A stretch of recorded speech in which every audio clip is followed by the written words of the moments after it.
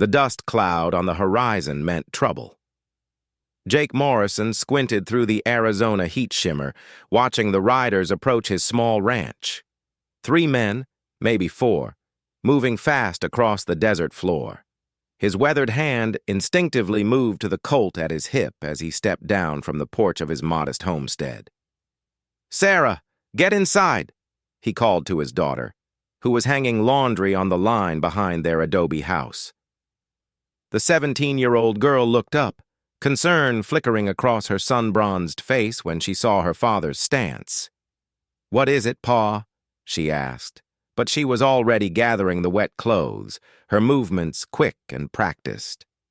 Living on the frontier had taught them both to trust each other's instincts without question. Riders coming in hard could be nothing, could be everything.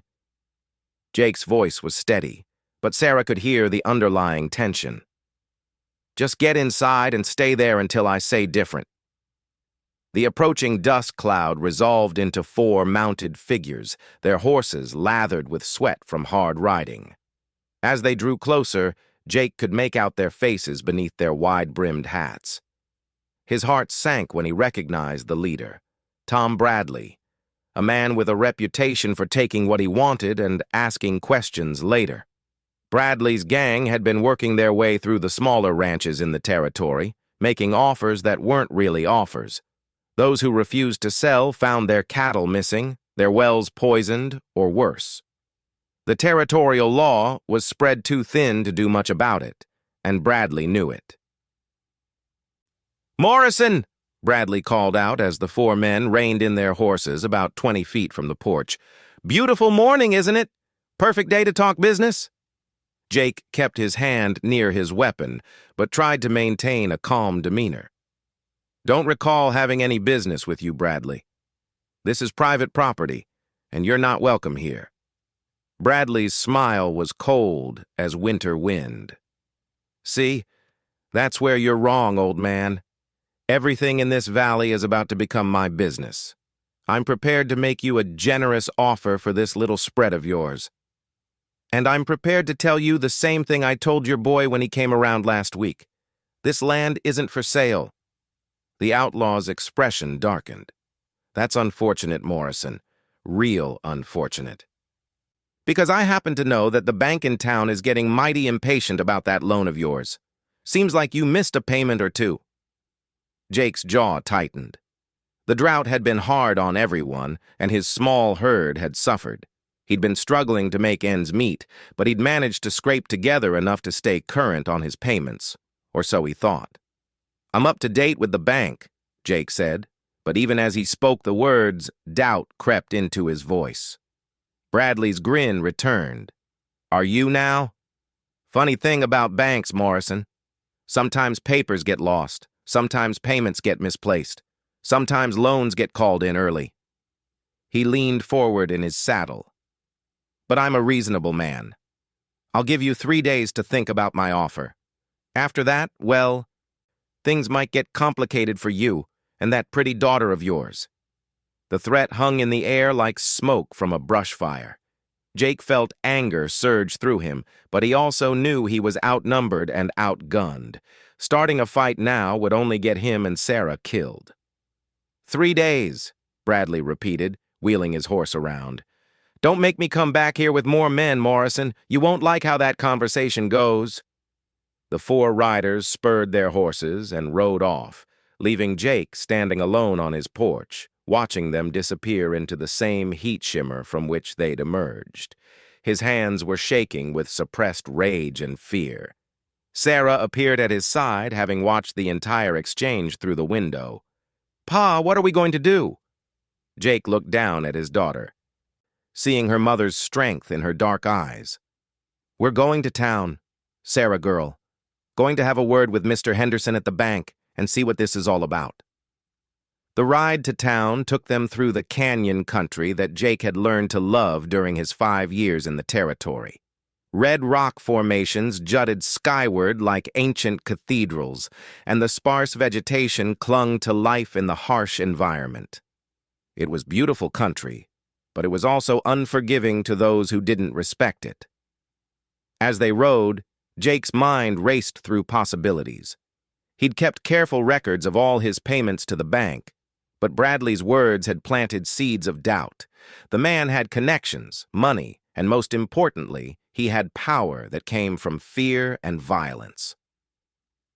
"Pa," Sarah said as they crested a rise that gave them a view of the small town below, "even if there is something wrong with the bank papers, we can't just give up the ranch. Ma's buried there. It's our home." Jake nodded, feeling the weight of responsibility settle on his shoulders like a heavy blanket. "I know, honey, I know. But sometimes a man has to pick his battles. Sometimes the smart thing is to live to fight another day. And sometimes the smart thing is to stand up to bullies," Sarah replied, her voice carrying an edge that reminded Jake uncomfortably of her mother's stubborn streak. The town of Red Mesa was typical of frontier settlements, a main street lined with wooden buildings, a few side streets with houses and shops, and always the feeling that everything was temporary, that the next dust storm or economic downturn could blow it all away like tumbleweeds. Henderson's bank sat at the end of the main street, its brick construction making it one of the more permanent-looking structures in town. Jake tied their horses to the hitching post outside and walked in with Sarah close behind him. Walter Henderson was a thin, nervous man who always seemed to be sweating, regardless of the weather. When he saw Jake approach his desk, his expression immediately became uncomfortable. "Jake, good to see you," Henderson said, but his voice lacked conviction. "What brings you to town today?" "Had some visitors this morning, Walt. Tom Bradley and his boys. They seem to think there might be some problem with my loan payments." Henderson's face went pale, and he began shuffling through papers on his desk without really looking at them. "Well, Jake, you know how these things can get complicated sometimes.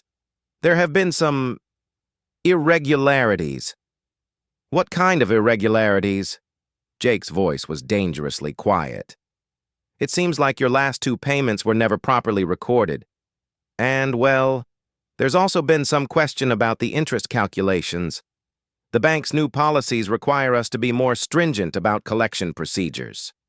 Sarah stepped forward. "Mr. Henderson, my father has the receipts for those payments. He keeps good records." Henderson couldn't meet her eyes. "I'm sure he does, miss, but our books show something different, and unfortunately, the bank's books are what matter in these situations."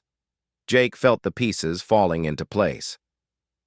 Bradley had gotten to Henderson either through bribery or intimidation. The banker was clearly terrified, and Jake knew that pushing too hard might make things worse for everyone involved. "How much time do we have, Walt?" "The bank is prepared to be reasonable," Henderson said, still avoiding eye contact. "If the full amount can be paid within the week, along with the penalty fees for late payment, we can consider the matter resolved." "And how much would that be?" Henderson named a figure that was nearly 3 times what Jake actually owed. It might as well have been $3 million for all the chance Jake had of raising it. As they walked out of the bank, Sarah grabbed her father's arm. "Pa, this isn't right. We both know you made those payments. This is just Bradley using Henderson to steal our land." "I know it's not right, Sarah. But knowing something and being able to prove it are two different things. And even if we could prove it, Bradley's got more guns than we do." They climbed onto their horses and began the ride home, both lost in thought. The sun was starting its afternoon descent, painting the canyon walls in shades of orange and red. Under different circumstances, Jake would have appreciated the beauty of the landscape, but today it felt like a mockery of their troubles. As they approached the narrow section of Willow Canyon, about halfway between town and their ranch, Jake noticed something that made him rein in his horse. Fresh tracks in the dust, made by several horses moving at speed. The tracks were heading in the same direction they were traveling, toward their homestead. "Sarah, look at these tracks. How many horses do you make it?" Sarah studied the ground carefully. Her father had taught her to read sign almost before she could read words. 6, maybe 7 horses, all shod, moving fast." Jake felt cold dread settling in his stomach. More than Bradley had with him this morning. They pushed their horses harder, urgency driving them forward through the winding canyon. As they rounded the final bend that would bring their ranch into view, they saw smoke rising from the direction of their home. "No," Sarah breathed, and spurred her horse into a gallop. Jake followed, his heart pounding with fear and rage. As they crested the small rise that overlooked their property, the full scope of the devastation became clear. Their house was engulfed in flames. The barn was already mostly collapsed and burning, and their small herd of cattle was nowhere to be seen. 7 riders sat their horses in front of the burning buildings, watching the destruction with satisfaction. Bradley was among them, along with several men Jake didn't recognize. Hard men with the look of professional killers about them. "Seems like you took a little too long thinking about my offer, Morrison," Bradley called out as Jake and Sarah approached. "Thought we'd help you make up your mind." Jake's hand moved toward his gun, but one of Bradley's men already had a rifle trained on him. "I wouldn't, old man. Not unless you want to join your house in going up in smoke." "You bastard," Jake said through gritted teeth. "There was no call for this. You said 3 days. I said 3 days to think about it. Didn't say anything about me not being able to change my mind." Bradley's smile was cruel. "Besides, this way you don't have to worry about packing. Everything you need to leave is right here on your horses." Sarah was staring at the burning house, tears streaming down her face. "Ma's Bible was in there. Her wedding dress, everything." "Well, that's real sad, little missy. But that's what happens when people don't listen to reason." Bradley turned his attention back to Jake. "Now, you and your girl are going to ride out of this valley and keep riding. If I see either one of you around here again, you won't be leaving vertical." Jake looked at his burning home, felt the weight of his failure pressing down on him like a physical force. He'd failed to protect his land, failed to protect his daughter's inheritance, failed to honor his wife's memory. The smart thing would be to do what Bradley said, to ride away and try to start over somewhere else. But as he looked at Sarah's tear-stained face, something hardened inside him. Bradley had made this personal when he'd threatened his daughter. Some things were worth fighting for, even if the odds were impossible. "We'll go," Jake said quietly. "But this isn't over, Bradley." The outlaw laughed. "Oh, but it is, Morrison. It surely is." As they rode away from their burning home, Jake's mind was already working on a plan. Bradley had won this round, but Jake Morrison wasn't the kind of man to stay down when someone threatened his family. He'd been a Texas Ranger before coming to Arizona, and he still remembered how to fight. The problem was that he couldn't fight 7 armed men by himself, and he couldn't put Sarah in danger. He needed help, and he needed it fast. But who in the territory would be willing to stand up against Tom Bradley and his gang? As they made their way through the gathering dusk, heading toward the uncertain safety of town, Jake remembered something his old ranger captain used to say. "When you're outnumbered and outgunned, you don't fight harder. You fight smarter." The question was, what would fighting smarter look like against an enemy who seemed to hold all the cards? Jake didn't have an answer yet, but he was determined to find one. His daughter's future and the memory of his wife demanded nothing less than his best effort.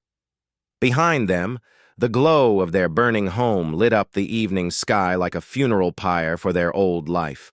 Ahead of them lay the unknown, dangerous and full of possibility in equal measure. Jake Morrison had lost a battle, but he was far from ready to surrender the war.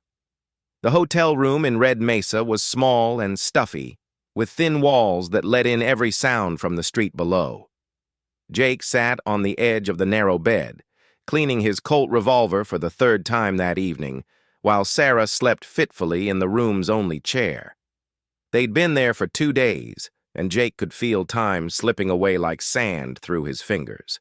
Every man he'd approached for help had given him the same response: sympathetic words followed by polite refusal. Bradley's reputation for violence had reached every corner of the territory, and no one wanted to risk their family's safety for a fight that seemed hopeless from the start. "We could go to Tucson," Sarah had suggested earlier that day. "Start over there. Find work." But Jake knew that running wouldn't solve anything. Bradley would just move on to the next small rancher and the next until he owned the entire valley. Someone had to take a stand, even if the odds were impossible. A soft knock at the door interrupted his brooding. Jake moved quickly to answer it, his hand resting on his gun butt. Standing in the hallway was old Pete Yazzie, a Navajo man who sometimes worked odd jobs around town. Pete's weathered face was serious, and his dark eyes held an urgency that immediately caught Jake's attention. "Mr. Morrison, I need to speak with you," Pete said in his careful English. "Not here. Too many ears." Jake glanced back at Sarah, who had awakened at the sound of voices. "Give me a minute," he told Pete, then turned to his daughter. "I'll be right back. Lock the door behind me." He followed Pete down the hotel's back stairs and out into the alley behind the building. The old Navajo looked around carefully before speaking. "My nephew works at the telegraph office. Today, message came for Bradley from men in Yuma. Bad men. Killers. They come here in 3 days to help Bradley with something big." Jake felt his stomach tighten. "How many men?" "6, maybe 8. All with guns for hire." Pete's expression was grim. "My people, we know Bradley is bad for everyone. He drives out small ranchers, then his cattle eat all the grass, poison the water holes. But most of my people, they stay out of white man's fights." "Can't say I blame them for that," Jake replied. "This isn't their problem. But some of us, we remember when your wife helped during the fever 3 winters ago. She brought medicine to our children when the reservation doctor turned us away. Good woman. She would not want her family to run from evil men." Jake felt a lump form in his throat. Mary had always seen people as people, regardless of their race or background. It was one of the many things he'd loved about her. "What are you saying, Pete?" "I am saying that my nephew, he knows the land better than any white man. He knows places where a man can hide, can watch, can plan. And he knows that Bradley's men, they are not comfortable in the deep desert. They stay close to water, close to roads." Jake studied the old man's face in the dim light from the hotel's back window.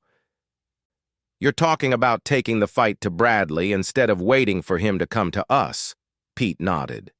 "Bradley expects you to run or to come at him straight on, like Angry Bull. But there are other ways to fight. Patient ways, smart ways.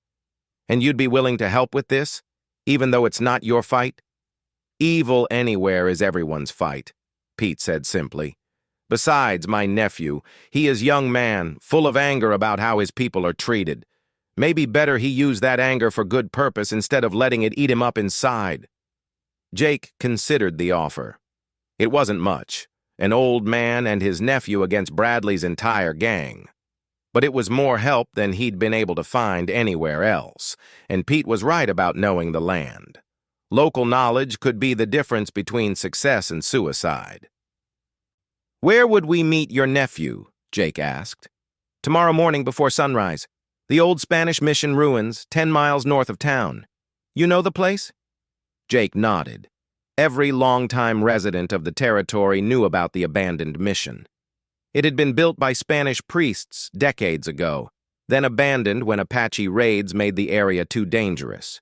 Now it was just crumbling adobe walls and empty windows, a monument to failed dreams. "I'll be there," Jake said. "But Pete, if we do this thing, there's no going back. Bradley won't just run us out of the territory if we cross him. He'll kill us all." The old Navajo's smile was thin but determined. "Mr. Morrison, my people have been fighting to survive for more generations than you can count. We know about risks. We know about sacrifice. And we know that some fights are worth the dying." After Pete disappeared into the shadows, Jake stood alone in the alley for several minutes, weighing his options. He could take Sarah and leave the territory tonight, start over somewhere else, and probably live to old age in relative peace. Or he could try to fight an enemy who outnumbered him, outgunned him, and had home field advantage.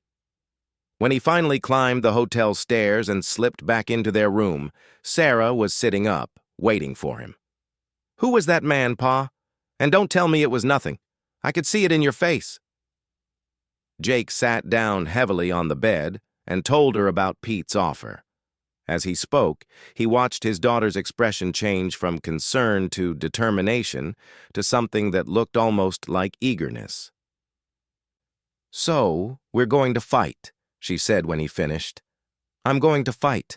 You're going to get on the morning stage to Tucson and wait for me there." Sarah's eyes flashed with the same stubborn fire he'd seen in her mother. "Like hell I am." "Sarah, you watch your language, and you're not part of this discussion. You're 17 years old, and this is man's work." "Man's work?" Sarah stood up, her fists clenched at her sides. "Pa, I can outshoot half the men in this territory, and you know it. I can ride better than most of them, too, and this is my fight just as much as it is yours. Bradley burned down our home. He destroyed everything Ma left us." "Which is exactly why I'm not putting you in danger. Your mother would haunt me for the rest of my days if I let something happen to you." "Ma would haunt you if you sent me away from my family when they needed me," Sarah shot back. "She didn't raise me to run from trouble, and neither did you." Jake looked at his daughter's determined face and saw so much of Mary in her expression that it took his breath away. Sarah was right about one thing. She could outshoot most men, and she knew how to handle herself in difficult situations. But she was also his only child, the most important thing left in his world. "Sarah, I need you to understand something. The men we're talking about fighting, they're not ordinary outlaws. They're killers, professional gunmen who've probably killed more people than you've even met. If something goes wrong, if we fail, they won't just kill us quick and clean. They'll make examples of us." "Then we'd better not fail," Sarah said simply. Jake stared at her for a long moment, then sighed in defeat. "You're as stubborn as your mother ever was." "Thank you. I take that as a compliment." It wasn't meant as one. But Jake couldn't keep the slight smile off his face. Despite everything, he was proud of his daughter's courage. "All right, Sarah. But if you're going to be part of this, we do it my way. No arguments, no second guessing. When I tell you to do something, you do it immediately and without question. Understood?" "Understood." They spent the rest of the night planning and checking their weapons. Jake had his Colt revolver and a Winchester rifle, while Sarah carried a smaller Remington pistol and was deadly accurate with it.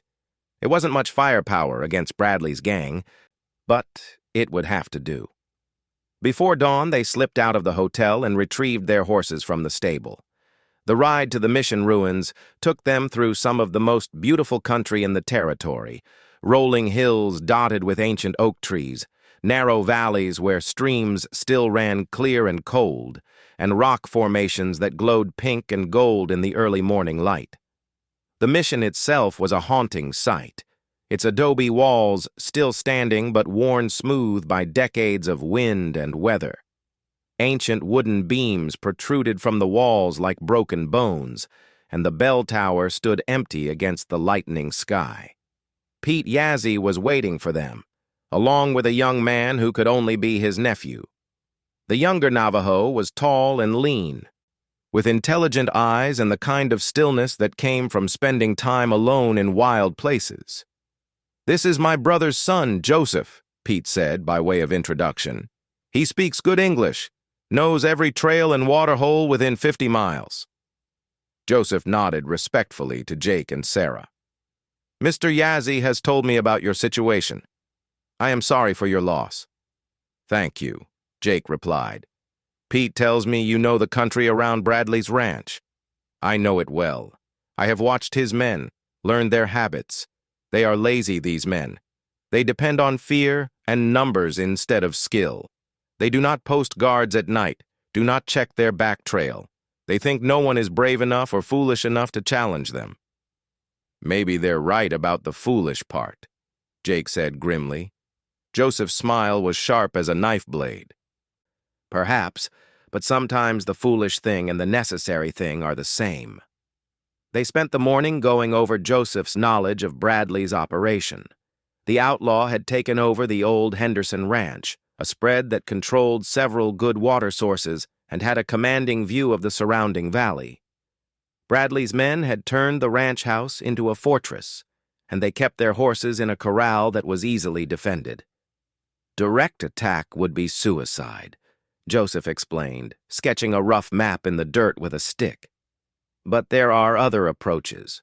The ranch depends on a spring that feeds into their well. If that spring were to become contaminated, they would have to move their operation or bring in water from town. You're talking about poisoning their water supply? Sarah asked. Not poisoning, Pete interjected. But there are plants, certain roots, that make water taste very bad, not dangerous, but undrinkable for man or beast. Jake considered this. It was an indirect approach, but it might force Bradley to split up his men or abandon the ranch temporarily. Either outcome would create opportunities for a smaller force to strike.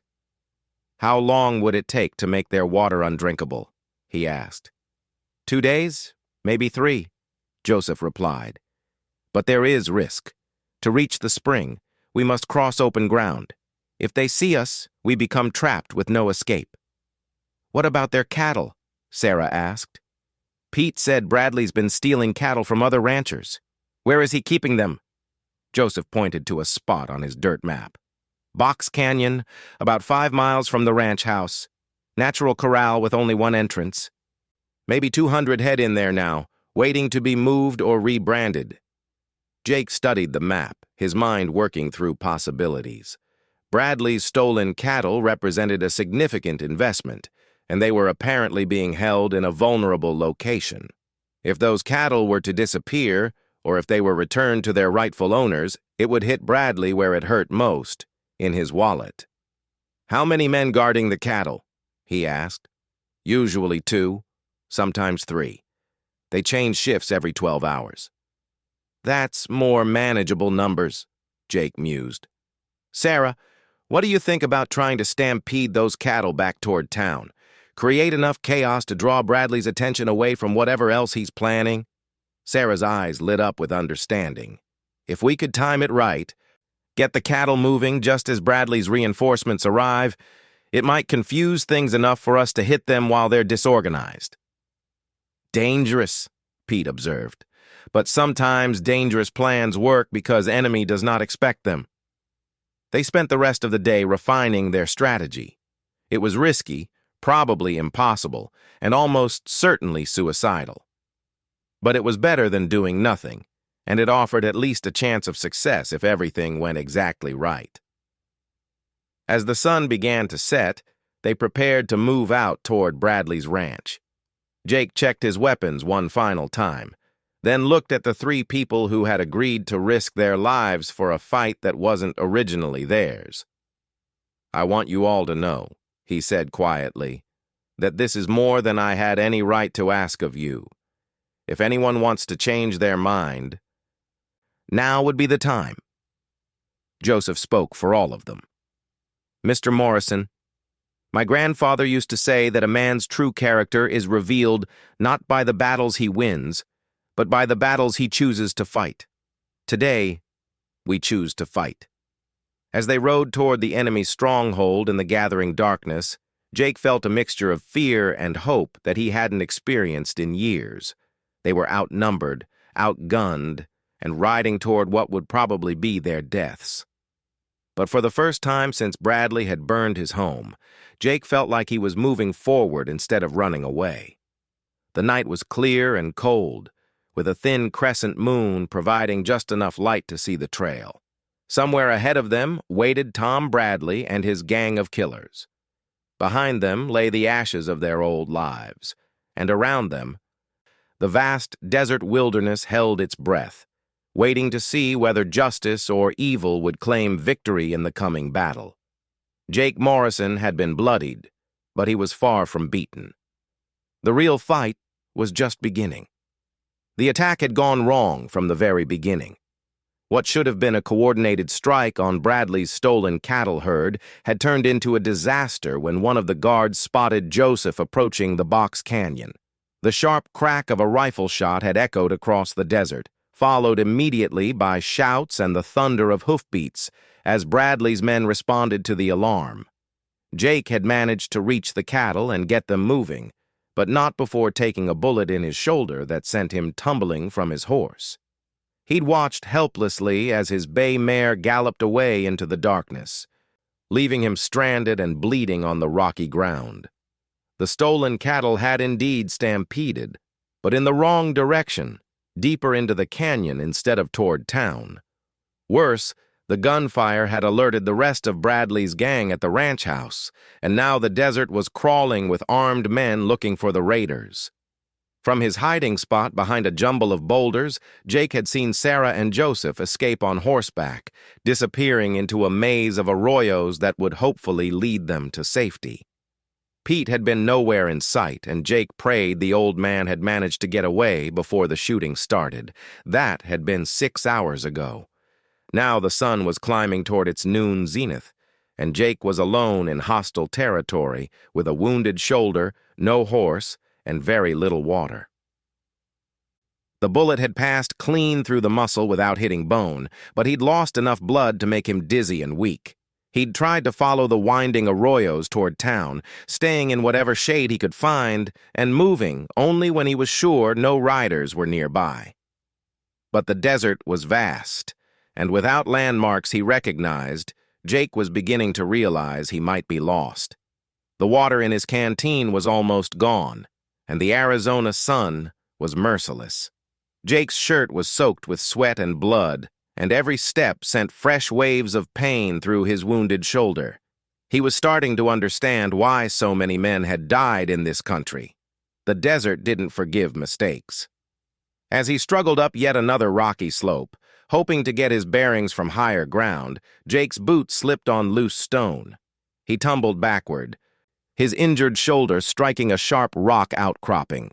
The pain was so intense that darkness crept in around the edges of his vision, and for a moment he thought he might pass out entirely. When his head cleared, Jake found himself lying at the bottom of a narrow ravine he didn't remember entering. The fall had reopened his wound, and fresh blood was seeping through his makeshift bandage. His canteen had fallen and spilled its remaining water onto the thirsty earth. "Well," Jake said aloud, his voice hoarse and cracked, "this is a hell of a thing." He tried to stand, but discovered that his left leg wasn't working properly. The fall had wrenched his knee, and the joint wouldn't bear his full weight. Jake leaned back against the ravine wall and took stock of his situation with the grim objectivity of a man who'd seen plenty of death in his time as a Texas Ranger. He was wounded, dehydrated, lost, and probably being hunted by killers who would show him no mercy if they found him. His ammunition was limited, and even if he could walk normally, he had no idea which direction would lead him to safety. "Should have listened to Sarah about going to Tucson," he muttered, closing his eyes against the blazing sun. "Should have swallowed my pride and walked away." But even as he said it, Jake knew it wasn't true. A man had to stand for something, had to draw lines that couldn't be crossed. Bradley had crossed those lines when he'd threatened Sarah, when he'd burned their home, when he'd tried to steal everything Jake held dear. The hours passed like years. Jake drifted in and out of consciousness, his fevered mind conjuring up visions of Mary, of Sarah as a little girl, of the ranch as it had been before Bradley's men destroyed it. Sometimes he thought he heard voices calling his name, but when he opened his eyes, there was only the empty desert and the pitiless sky. As the sun began its descent toward evening, Jake heard something that made him think his mind was finally breaking under the strain. Footsteps. Slow, careful footsteps, picking their way down the rocky slope above him. He fumbled for his Colt, surprised to find that his hand was shaking so badly he could barely grip the weapon. If Bradley's men had found him, he'd try to take at least one of them with him before the end. But the figure that appeared at the edge of the ravine wasn't one of Bradley's gunmen. It was a woman, small and dark-skinned, wearing the traditional dress of the Apache people. She moved with the silent grace of someone who belonged in this harsh landscape, and her dark eyes held a mixture of caution and compassion. "Please," Jake croaked, trying to raise his gun with a hand that felt like it weighed 100 pounds. I'm not." The woman said something in Apache, her voice soft and melodious. When Jake didn't respond, she switched to accented but clear English. "You are hurt, white man. Hurt bad." "I'm fine," Jake lied, even as another wave of dizziness washed over him. "Just resting." The woman smiled slightly, as if she'd heard that particular lie many times before. She approached slowly, her hands visible and empty of weapons. "My name is Elena. I am healer among my people. You have bullet wound, yes? And you have not had water for many hours." Jake wanted to maintain his guard, but the simple kindness in her voice was breaking down his defenses. Why would you help me? Your people have no reason to trust white men." Elena knelt beside him and gently moved his hand away from the blood-soaked bandage on his shoulder. Her touch was cool and sure, the hands of someone who had treated many wounds. "Some white men are good, some are bad. Same as Apache. Same as all people." She examined his shoulder with professional competence. "You are the man whose wife brought medicine to the children at the reservation, yes? During the fever sickness, 3 winters past?" Jake stared at her in amazement. "You knew Mary?" "I knew her. Good woman. Kind woman. She saved my grandson's life when the government doctor turned us away." Elena reached into a leather pouch at her side and withdrew a small clay bottle. "Now I help her husband." She tilted the bottle to Jake's lips, and he tasted cool, sweet water that seemed like a gift from heaven itself. As he drank, Elena cleaned and dressed his wound with practiced efficiency, using herbs and plant fibers that she carried in her medicine bag. "You must rest now," she said when she finished treating his shoulder. "The men who hunt you, they have given up for today. Too hot, and they do not know this country as we do." "Bradley's men?" Jake asked. Elena nodded grimly. "Bad men. They take land that is not theirs, kill cattle, poison water holes. They think they own the desert, but the desert belongs to no man." As the sun set and the temperature began to drop, Elena gathered dry wood and built a small fire in a sheltered part of the ravine. The flames were positioned so they couldn't be seen from above, and the smoke was minimal and quickly dispersed by the evening breeze. "You have skill at this," Jake observed, feeling stronger after the water and her ministrations. "I have lived in this land all my life. My father was a war chief. My brother is a scout for the army. We know how to survive, how to move without being seen." Elena's expression grew sad. Sometimes survival is all we have left. As full darkness fell, they shared dried meat and corn cakes from Elena's supplies. Jake told her about Bradley's threats, about the burning of his ranch, about the failed attempt to strike back at the outlaws' operation.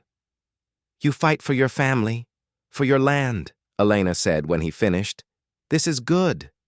But you fight like white man, straight ahead, all force and anger. Sometimes there are better ways." "What do you mean?" Elena was quiet for a long moment, staring into the flames. "Bradley and his men, they are not the first bad white men to come to this territory. My people have learned that sometimes the desert itself is the best weapon against those who do not respect it." She told him about a series of events that had occurred over the past few months.